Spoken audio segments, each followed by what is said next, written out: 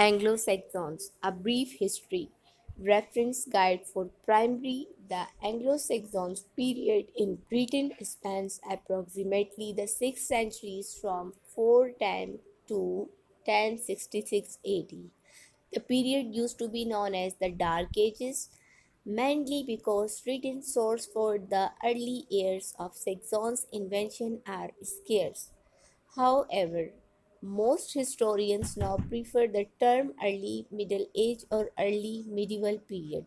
It was a time of war, of the breaking up of Roman Britannia into several separate kingdoms, of religious conversion, and after the 790s of continual battles against a new set of invaders, the Vikings. A short history of the Anglo Saxons in Britain.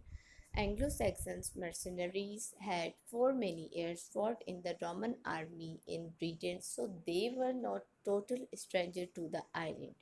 Their inventions were slow and piecemeal, and began even before the Roman legions departed. There is even some evidence to suggest that initially some Saxons were invited to help protect the country from invasions. When the Roman legion left Britain, the Germanic speaking Angles, Saxons, Jutes, and Frisians began to arrive at the first in small invading parties, but soon in increasing numbers. Initially, they made little friends resistant from the relatively defenseless inhabitants of Britannia. Around 500 AD, however, the invaders were resisted fiercely by the Romano-British, who might have been led by the king Arthur, if he existed, and there is no hard evidence that he did. However, the Saxons monk Gildas, writing in the mid 6th century, talked about a British Christian leader called Ambrosius, who led the Romano-British against the invader and won 12 battles. Later account called this leader Arthur. See Saxon's sheltered lesson plan. The Celtic areas of Britain regarded the Saxons as enemies and foreigners on their borders. Their name became Saesnegs to the Scottish and Saesneg to the Welsh. The various Anglo-Saxon groups settled in different areas of the country. They formed several kingdoms, often changing and constantly at war with one another. These kingdoms sometimes acknowledge one of their rulers as a high king of the Bretwalda. By 650 AD, there were seven separate kingdoms as follows: Anglo-Saxon kingdoms, c. 650 AD to 800 AD. 1.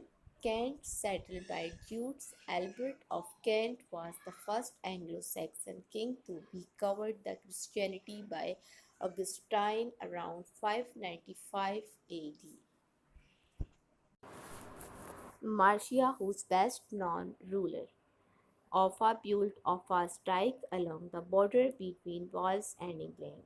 This large kingdom stretched over the Midlands. 3. Northumbria, where the monk Bede c. 670-735 lived and wrote his ecclesiastical history of Britain.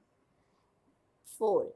East Anglia, made up of Angles, the North folk living in modern Norfolk and South folk living in Suffolk. The Southern who ship Brule was found in East Anglia. Essex, East Saxons. Here the famous Battle of Maldon was fought against the Vikings in 1091. 6. Sussex, the South Saxons settled here. 7. Wessex, West Saxon. Later the kingdom of the King Alfred, the only English king ever to have been called the Great, and his equally impressive grandson, Athelstan, the first who could truly himself king of the English.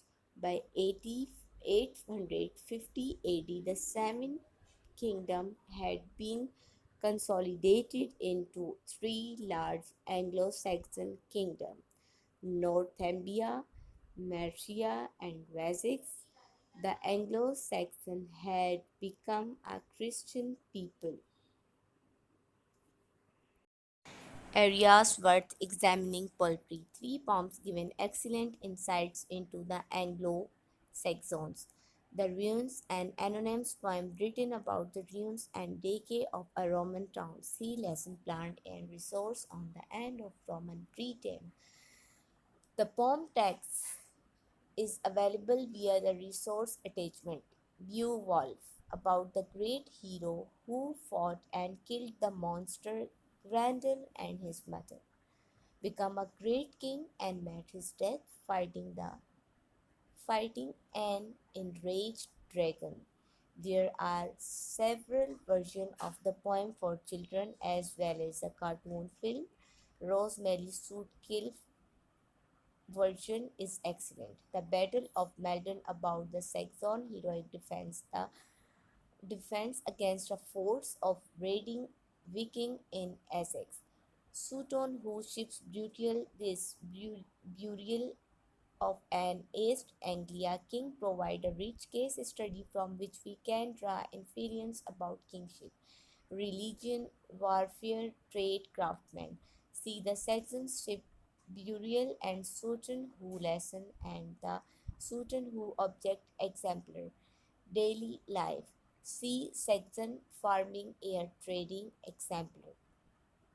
Alfred the Great, King Alfred called the Great because he defeated the Viking in the Battle of Edington in 1878, then converted their leader Guthrum to Christianity, recaptured London from the Viking, and established a boundary between the Saxons and the Viking.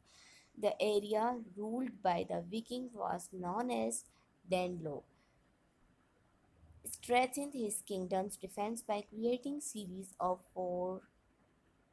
fortresses, Burr and decent army, built ships against Viking sea attacks. So beginning the English Navy had books translated into English and promoted learning, founded monasteries, commissioned the writing of the Anglo-Saxon Chronicle, a history record of the Anglo-Saxon in the After Britain. 793, when the Viking raided Lindisfarne Monastery, the history of the Anglo-Saxon became entangled with that of the Vikings.